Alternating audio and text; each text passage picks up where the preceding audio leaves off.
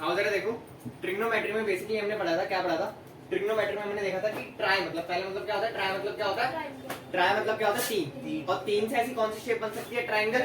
अब देखो ट्रायंगल में भी ट्रिग्नोमेट्री में हमने देखा था, क्या देखा था? इसमें हम कौन सी शेप पढ़ते हैं? ट्रायंगल पढ़ते हैं। ट्रायंगल में भी कौन सा ट्रायंगल पढ़ते हैं? राइट एंगल ट्रायंगल पढ़ते हैं। बात समझ में आ रही है ना?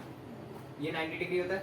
अब देखो एक चीज याद रखना, इधर वाली साइड को क्या बोलते हैं? इधर वाले एंगल को थीटा। ये थीटा 1 है, ये थीटा 2। बात समझ आ रही है? ठीक है, बेसिकली एंगल को क्या बोला गया हमने?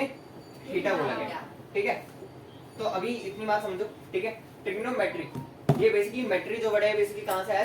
सिमेट्री से आया। सिमेट्री में हम क्या पढ़ते हैं? साइड और एंगल के मेजरमेंट पढ़ते हैं। तो बेसिकली इसमें भी हम ट्रायंगल के साइड और एंगल के क्या पढ़ेंगे? मेजरमेंट पढ़ेंगे। बात समझ आ रही है? अब जरा आगे शुरू करते हैं।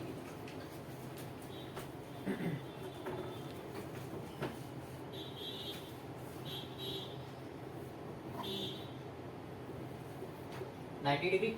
अच्छा देखो, आप बताओ मुझे कि परपेंडिकुलर कहां पर होगा? ये मानो ये ए है, ये बी है, ये सी है, तो परपेंडिकुलर हमारा कहां पर होगा? परपेंडिकुलर ये होगा। हाइपोटेनस हमेशा ये होती है और बेस हमेशा ये होता है। बात समझ आ रही है? ऐसा तुमने देखा था। ठीक है, लेकिन अगर अभी हम आगे चल के देखेंगे कि एंगल से परपेंडिकुलर और बेस बदले जाते हैं, ये हमने देखा है ना, वही अभी हम आगे देखेंगे। अच्छा देखो, जो हाइपोटेनस होती है ना, वो सबसे लार्जेस्ट साइड होती है, सबसे लार्जेस्ट साइड होती है। ठीक है, ये बात याद रखना। हाइपोटेनस से वैसे अलग दिख जाती है, इसमें दिक्कत वाली बात नहीं। अब जरा देखते हैं बेस और परपेंडिकुलर कब कब चेंज होगी, ये हम देखेंगे। ठीक है, पहले ये समझ लो, बेसिकली हमें कुछ ट्रिग्नोमेट्रिक रेशियोज पढ़ने हैं। क्या पढ़ने? कुछ ट्रिग्नोमेट्रिक रेशियोज पढ़ने हैं। ठीक है, तो सबसे पहले मैं कुछ रेशियोज लिख पा रहा हूँ। Sine theta, cos theta, tan theta, cosec theta, sec theta, cot theta.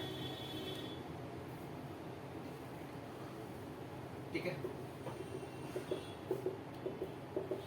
अच्छा देखो जरा, जो साइन थीटा की वैल्यू होती है वो क्या होती है? P by H। Cos theta की वैल्यू क्या होती है? P by H। Tan theta की वैल्यू क्या होती है? P by B। Cosec theta की वैल्यू क्या होती है? अच्छा, ये इसके क्या होता है? अपोजिट होता है। बात समझ आ रही है? ये जो लाइन में मैंने डाली है बेसिकली ये क्या है? अपोजिट शुरू हो रही है अभी यहाँ से। ठीक है, ठीक है, बात समझ आई है? हाँ, इतनी बात समझ आई है? ये बेसिकली इसका क्या है? अपोजिट है। ये इसका क्या है? अपोजिट है। ये इसका क्या है? अपोजिट है। तो ये वाली बात हमने ये बेसिकली 6 ना, तुम्हें ऐसे टिप पे याद होने चाहिए। Sine theta, cos theta, tan theta, cosec theta, sec theta और कॉट थीटा। और ये 6 की वैल्यू तुम्हें याद होनी चाहिए। वैसे 3 की कर लो, ये बाकी 3 तो अपने आप याद हो जाएगी, है ना? अपोजिट है, इसमें कुछ इतना कुछ समझने का नहीं। अब जरा ध्यान से समझना। अब बेसिकली हम समझेंगे कि परपेंडिकुलर और बेस राइट एंगल ट्रायंगल में कब कब चेंज होता है। इतनी बात समझ आ रही है? परपेंडिकुलर और बेस राइट एंगल ट्रायंगल में कब कब चेंज होता है।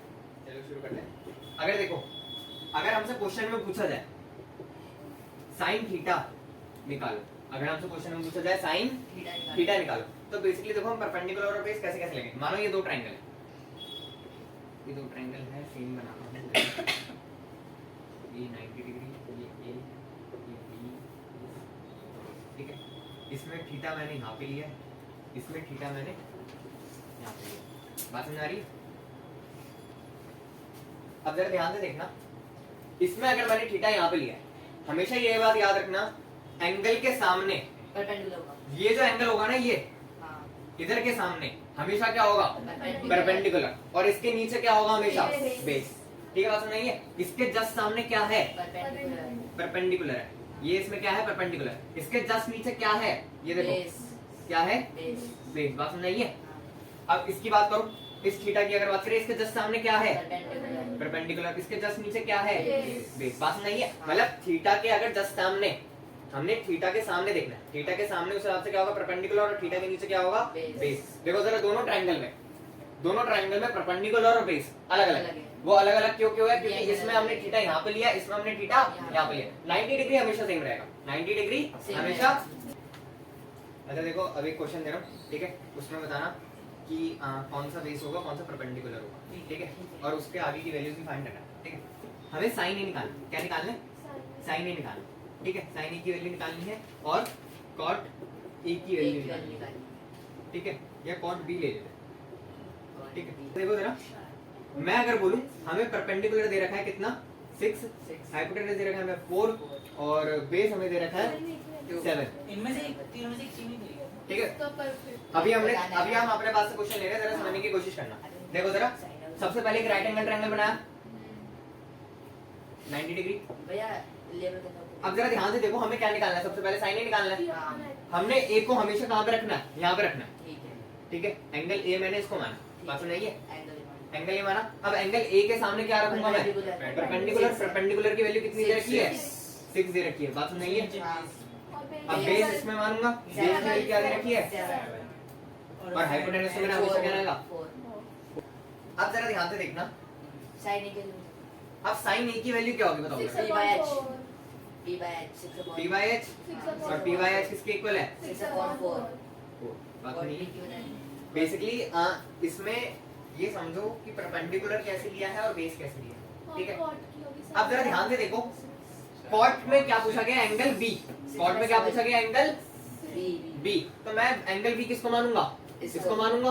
6 by अब जरा ध्यान से देखो, हाँ अब जरा ध्यान से देखना, मेरी बात समझने का। 7.6 अब मेरा परपेंडिकुलर क्या हो गया, ये हो गया। अब मेरा परपेंडिकुलर क्या हो गया, ये हो गया, क्योंकि ये एंगल के सामने है। और ये 6 by 7 परपेंडिकुलर मेरा क्या हो गया, बेस हो गया, बात सुनाइए। 6 by 7 तो बेसिकली अब कॉट का कॉट ए और ये साइन कॉट बी। ठीक है, ये होता है बी बाय पी। 6 by 7 अब बी मेरा क्या है, 6 हो गया, 6/7 और ये क्या है, बात नहीं है। ये क्या तुम्हारे क्वेश्चन नंबर 1 में बेसिकली क्या बोला गया, एक राइट एंगल ट्रायंगल है एबीसी, जिसमें ए बी की वैल्यू हमें दे रखी है क्या, 24, और बी सी की वैल्यू हमें क्या दे रखी है, 7। ठीक है, अच्छा देखो राइट एंगल है बी बोल रहा है, मतलब हमें राइट एंगल कहाँ पे रखना है, बी पे रखना है, बात समझ आ रही है ना।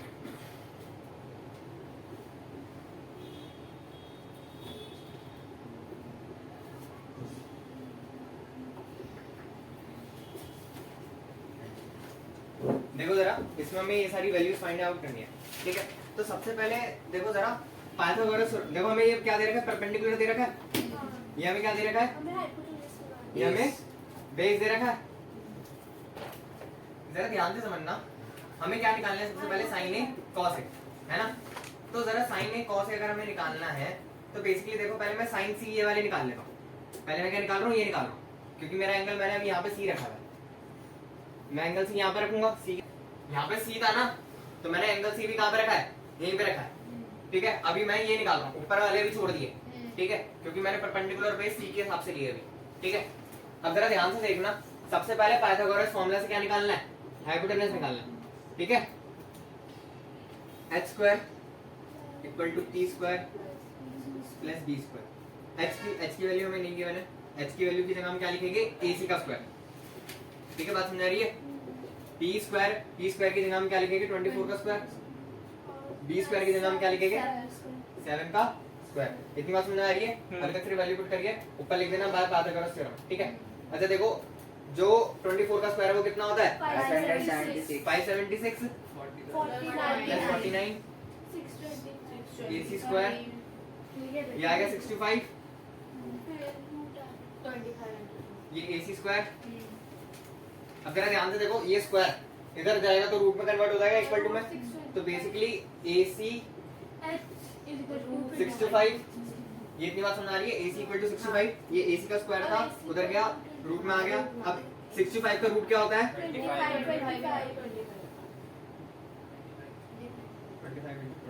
25, इसमें से एक 25 बाहर आ गया, तो 25 सेंटीमीटर। AC की वैल्यू मेरी क्या आ गई, 25।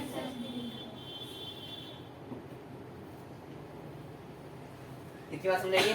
अब जरा देखो, अब ये निकालना बहुत आसान है, साइन सी की, मतलब साइन सी किसके इक्वल होता है, पी बाय एच के इक्वल होता है, मतलब परपेंडिकुलर कितना दे रखा है, 24,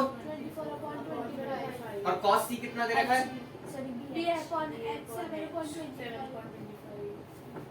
बी कितना दे रखा है, ये 7,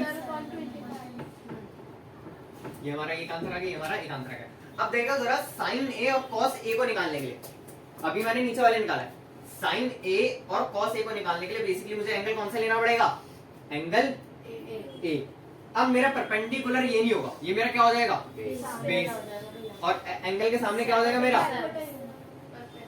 बात समझ नहीं है? हाँ ठीक है, अब जरा ध्यान से समझना।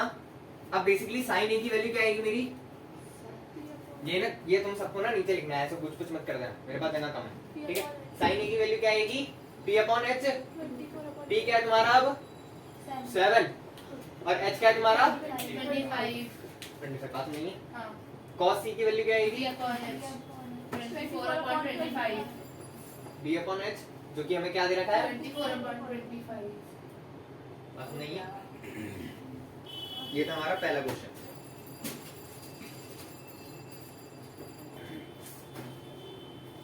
देखो अभी तक हमने देखो ट्रिग्नोमेट्री में क्या पढ़ लिया। ट्रिग्नोमेट्री में अभी तक हमने क्वेश्चन नंबर 1 और बेसिक कॉन्सेप्ट पढ़ लिए थे कि sign theta, cos theta, cosec theta और इनके अपोजिट वर्जन क्या होते थे, और हमने टेबल लेंथ करी थी क्या थी। ठीक है, ये सब अभी तक हमने पढ़ लिया। और कब परपेंडिकुलर कब बेस लेना है अभी तक हमने ये सब पढ़ चुके हैं। ठीक है, अब क्वेश्चन नंबर 2 कर रहे हैं 8.1 का, तो जरा ध्यान से समझने की कोशिश करना। क्वेश्चन नंबर 2 जो है हमारा 8.1 का, वो बेसिकली कह रहा है एक फिगर दे रखी है, कौन सी? 8.13 है ना। एक फिगर दे रखी है, जरा देखो क्वेश्चन के साइड में ही तुम्हारी फिगर बनी हुई है, तो फिगर मैं यहाँ पे एक बार ड्रॉ कर रहा हूँ छोटी सी। देखो ये इधर 12 है, 30 इधर 13 है, ठीक है, ये P है, ये Q है, ये हमारा R है, और इधर हमारा 90 डिग्री। तो हमसे जो पूछा गया बेसिकली क्वेश्चन में, वो क्या पूछा गया? tan p minus cot r। हमसे जो क्वेश्चन में पूछा गया वो क्या पूछा गया? tan p minus cot r। ये हमसे क्वेश्चन में हमें ये क्या करना है? फाइंड करना है। बात समझ आई है? ये क्वेश्चन में हमें फाइंड करना है। तो बेसिकली क्वेश्चन में हमसे पूछा गया, तो सबसे पहले बेसिकली tan की वैल्यू क्या थी? p by b। cot की वैल्यू क्या थी? b by p। तो बेसिकली जरा ध्यान से देखो, इसमें b आ और b हमारे पास है नहीं, b हमारे पास है नहीं। तो बेसिकली सबसे पहले क्या निकालेंगे? b निकालेंगे। अब b कैसे निकालते हैं? पाइथागोरस थ्योरम से। ठीक है ना, पाइथागोरस थ्योरम से क्या निकालेंगे? b निकालेंगे। h square equal to p square plus b square. ठीक है, ये हमारी पाइथागोरस थ्योरम थी। h की जगह क्या पुट करूंगा मैं? 13 का स्क्वायर। स्क्वायर की जगह क्या पुट करूंगा? 12 स्क्वायर प्लस b की जगह क्या पुट करूंगा? qr। बात समझ आई है ना? ये होल लगा देना। अगर देखो, अगर तुम ऐसे लिखते हो QR स्क्वायर, तो बेसिकली इसका मतलब पता है क्या है? सिर्फ r पे स्क्वायर है। अगर ब्रैकेट लगाया तो बेसिकली इसका मतलब क्या है? वो तो एक ही है ना, 1 और 3 अलग अलग थोड़ी ना, 13 एक नंबर है। अगर ऐसा होता r, तो r पे सिर्फ ऐसे करके छोड़ सकते थे। ये QR दोनों अलग अलग। अगर सिर्फ QR पे ऐसे लिखोगे तो सिर्फ इसका मतलब है ये r पे स्क्वायर। बात समझ आई है? इसलिए ब्रैकेट लगाया है हमने। ये दोनों पे स्क्वायर, ये तो हमने बेसिक ऑफ एक्सपोनेंट में पढ़ा था, है ना, स्टार्टिंग में। रिबैक के क्वेश्चन। 13 का स्क्वायर क्या होता है? 12 का स्क्वायर क्या होता है? 24 QR का स्क्वायर क्या होता है? QR, है ना? ठीक है, अब जरा ध्यान से देखो, 169 में से 144 उधर जाएगा, ये प्लस का है, ये माइनस का जाएगा। 169 minus 144 equal to QR square. बात समझ आई है?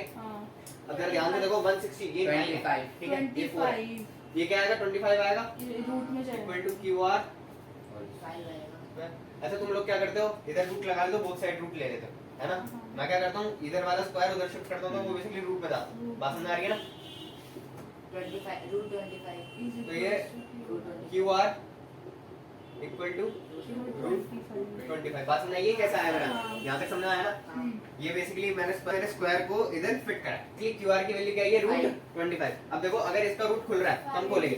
बेसिकली 25 का रूट क्या होता है? 5 इंटू 5, और इसमें से एक 5 क्या आ जाएगा? बाहर आ जाएगा। बात समझ आई है? ये बेसिकली किसकी वैल्यू है? 5 सेंटीमीटर। तो हमारी जो हमारा बेस है वो क्या आ गया?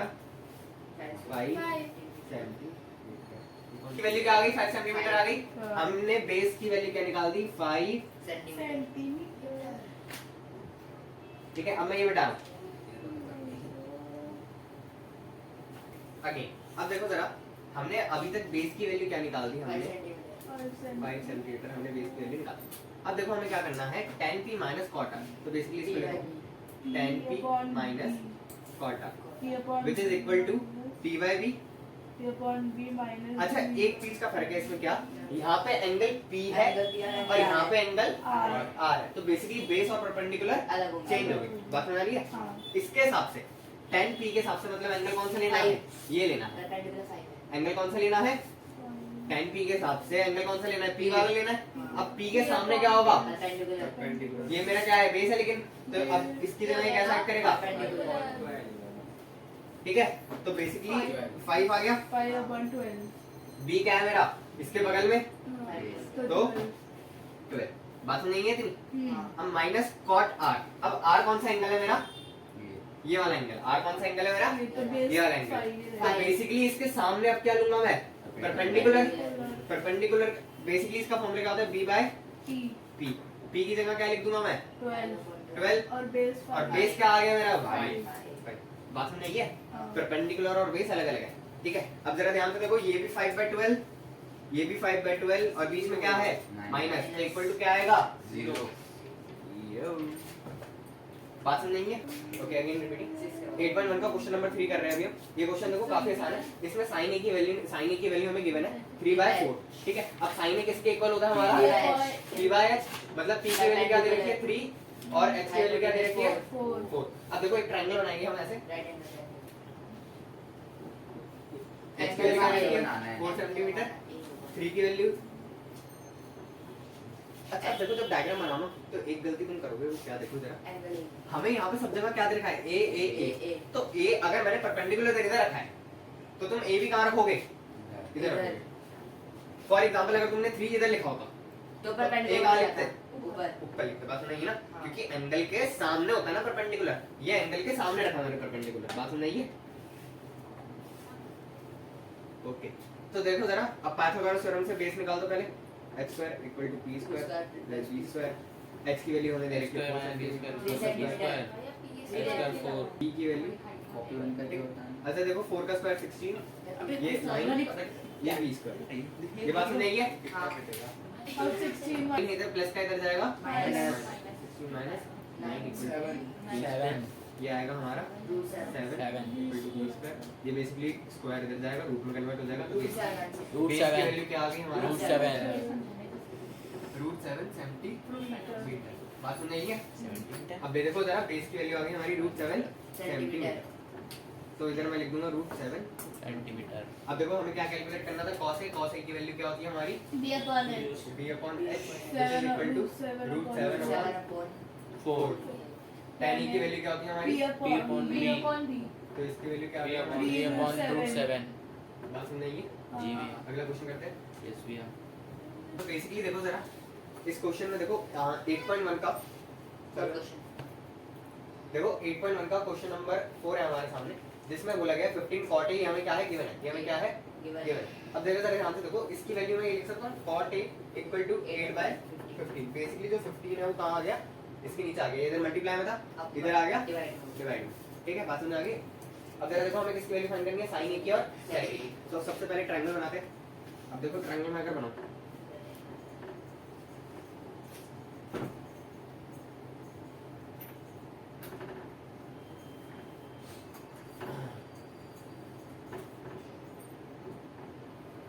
एंगल ये मैं यहाँ पे रखूंगा, इसके सामने परपेंडिकुलर, यानी ये हमारा p/p होता है, सॉरी b/p होता है।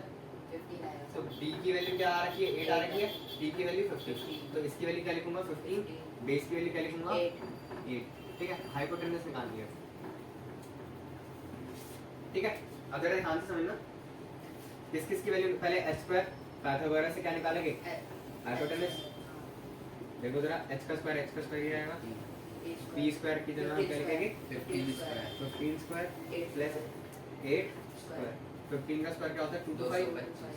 8 का स्क्वायर 64। ये h स्क्वायर क्या आएगा? इसको प्लस करके बताओ जल्दी। 289 का रूट 289 का रूट होता है 70 into 70 वेरी गुड। तो बेसिकली ये स्क्वायर इधर जाएगा, तो बेसिकली h इक्वल टू 289, ये हो गया h equal to root 17 into 17, जिसमें से 870 तो ये रहेगा। h की वैल्यू क्या आ गई? 17। अब हमें किसकी वैल्यू निकालनी है? sin a की वैल्यू निकालनी है। sin a की वैल्यू है p/h, जो which is equal to 15/70।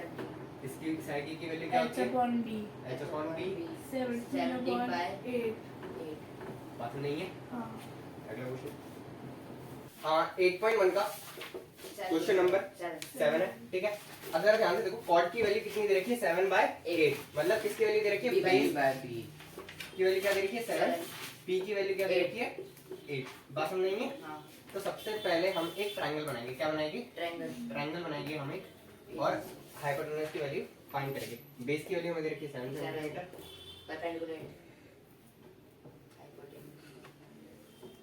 अच्छा देखो, मैंने इधर थीटा रखा है, क्यों, क्योंकि देखो इधर क्या था, कॉट थीटा था, इधर कुछ A B C P C कुछ नहीं दे रखा, इधर थीटा दे रखा, तो मैंने इधर क्या रखा है थीटा। ये क्या है मेरा 7 सेंटीमीटर, बेस क्या है मेरा, परपेंडिकुलर क्या है मेरा 8 सेंटीमीटर, ठीक है। बात समझ आ रही है। अब देखो हाइपोटेनस का फार्मूला, पाइथागोरस फार्मूला लगाएगी, h² = p² + b²। h का स्क्वायर है कुछ भी नहीं है, h² हमें पाई निकालना है, 8 का स्क्वायर प्लस 7 का स्क्वायर। 8 का स्क्वायर होता है हमारा 64 प्लस का 49, ये हो गया हमारा h²। h² = 64 प्लस 9 हमारा हो गया हमारा 6 113, ठीक है। ये बेसिकली हो गया h = √113। ये बेसिकली स्क्वायर हमारा काम गया इधर रूट में चला गया, ठीक है। अब बेसिकली हाइपोटेनस की वैल्यू क्या आ गई, √113। बात होना ही है। अब हमारे हाइपोटेनस की वैल्यू आ गई। अब क्वेश्चन में देखो आगे बोल रखा है, आगे ब्रैकेट की फॉर्म में क्वेश्चन दे रखा है, 2 ब्रैकेट ऊपर है, नीचे अपॉन में डाल के 2 ब्रैकेट नीचे है, ठीक है। अब उसको लिखेंगे 1 + sin theta bracket 1 - sin theta 1 - sin theta upon में 1 + cos theta 1 - cos theta.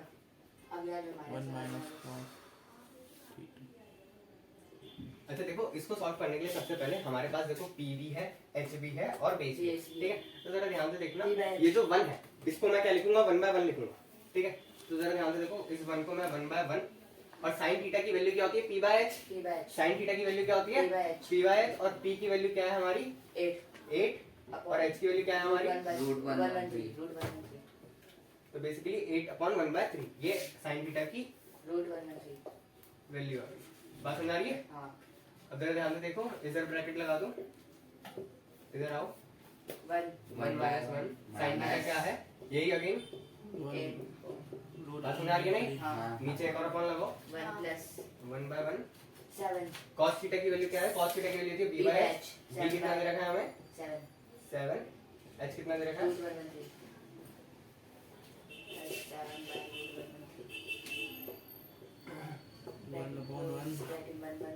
-7/√3 cos theta की वैल्यू क्या है b/h, b/h की वैल्यू हमने कितना √3। अब जरा ध्यान से देखो, कुछ नहीं करेंगे, एक एक ब्रैकेट को सॉल्व करेंगे। क्या करेंगे, एक एक ब्रैकेट को सॉल्व। इस ब्रैकेट का क्या आएगा, √113 आएगा। जिस बच्चों को ये समझ में नहीं आ रहा वो 5th क्लास का एल्शियम टॉपिक पढ़ता है। अब देखो इधर क्या आएगा, इधर 1 है, इधर 1 है, इधर क्या आएगा √113 + 8, ठीक है। 2 मिनट रुक जाओ, बेचारे YouTube वाले बच्चों को समझा दो मुझे।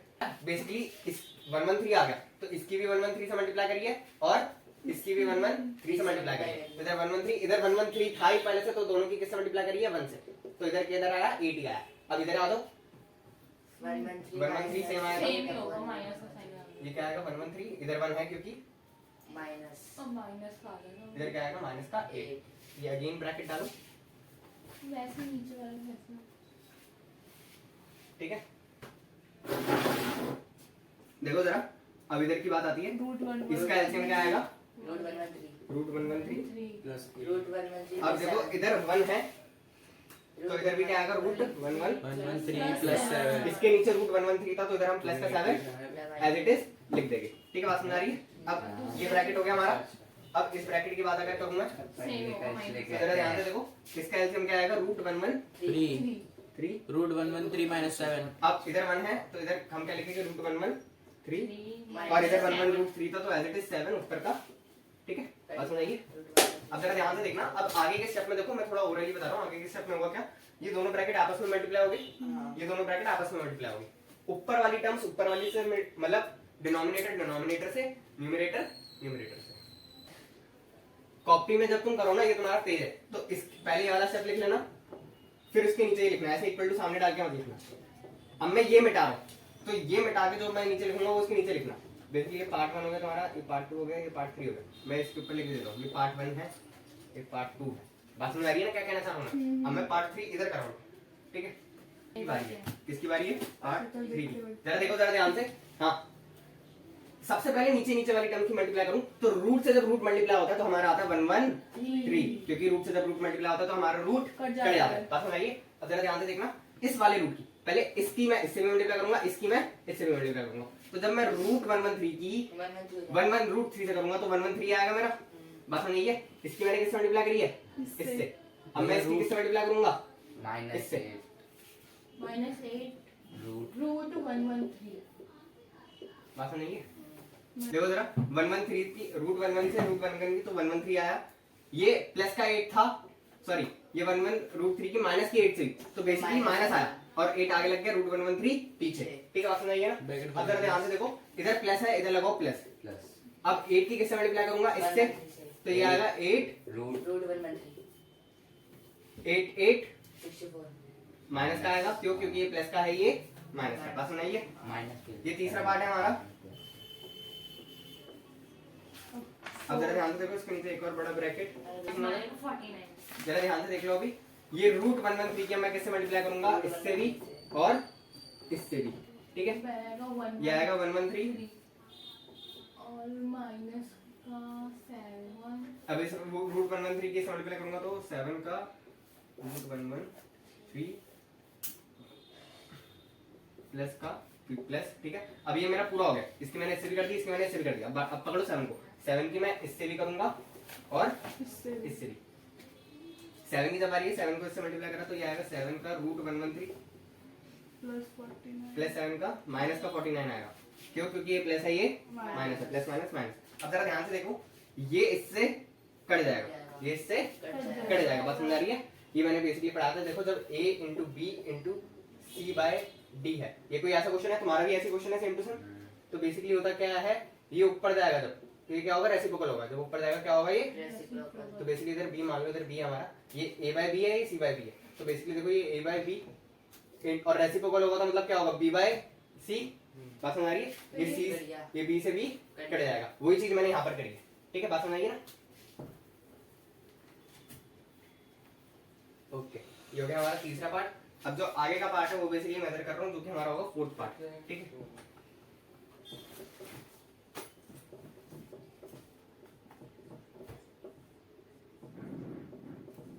देखो जरा, अब देखो हमारा ये इससे ये कट जाएगा, ये माइनस का है, ये प्लस का है, ये कट जाएगा।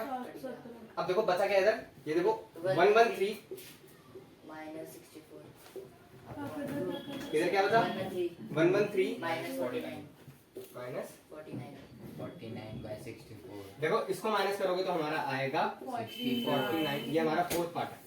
49 अब 64 आ गया हमारा। ये जो मैं फोर्थ फर्स्ट सेकंड लिख रहा हूँ, ये बेसिकली ऐसे लिख रहा हूँ कि स्टेप बाय स्टेप है, ठीक है? ये ऐसे लिखना तुम्हें कॉपी में लिखे। मैं